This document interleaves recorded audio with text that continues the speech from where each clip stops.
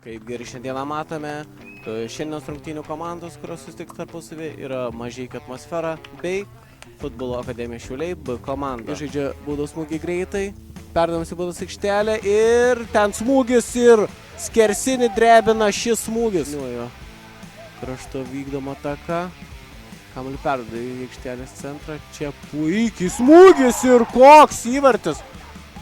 Kamuolys pašokęs nuo žemės, vienu lietimu tiesiai į vartus.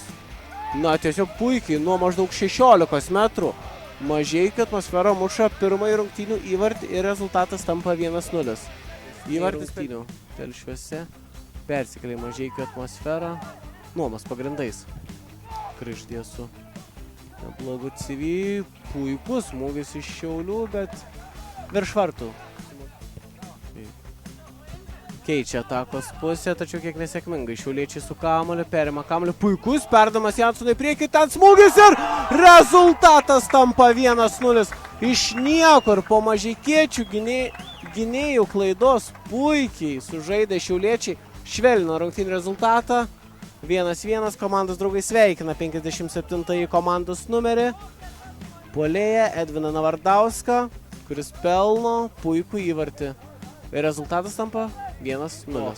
Įvarčio nesumažino apsukų, gal net kiek padidino ir motyvacijos įgavę puikiai čia žaidė baudos aikštelę ir tik... Čia puikiai perima kamuolį Mažeikių futbolininkai. Į vidurį perduoda komandos draugai, čia puikiai žaidžiamas kamuolys jau aikštės. Ir koks įvartis krenta, ar jūs matėte? Porą rikošetų ir įvartį pelno Mažeikių futbolininkai. Na, tiesiog nuostabiai čia pasiseka Mažeikių futbolininkams, kamuolys atsimušinėja į keletą žaidėjų ir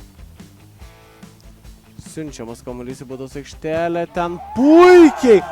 Vienas nieko nesaugomas. Mažeikių Atmosferos futbolininkas smeigė įvartį ir tai yra Egidijus Gritkus, 14 numeris, muša savo antrąjį įvartį šiandienos rungtynėse. Na ir tiesiog kaip čia gynybos linija subyra baudos aikštelė. Bet kamuolį panašu išlaiko Šiaulių futbolininkai. Smūgis nuo baudos aikštelės prieigų. Puikų smūgį čia.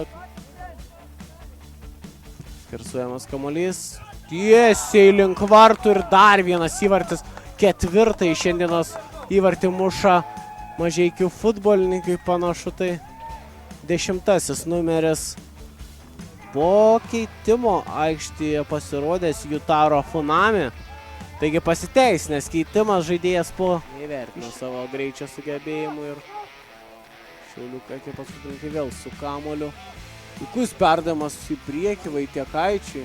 Šis jau baudos aikštelėje ant dešinės kojos pasimeta kamuolį, arba smūgis yra ir rikošetas, bet jis perduodamas Mikoliūnai, kuris kairėje pusėje žaidžia su Vaitiekaičiu. Čia puikiai išsuka kamuolį šiauliečiai.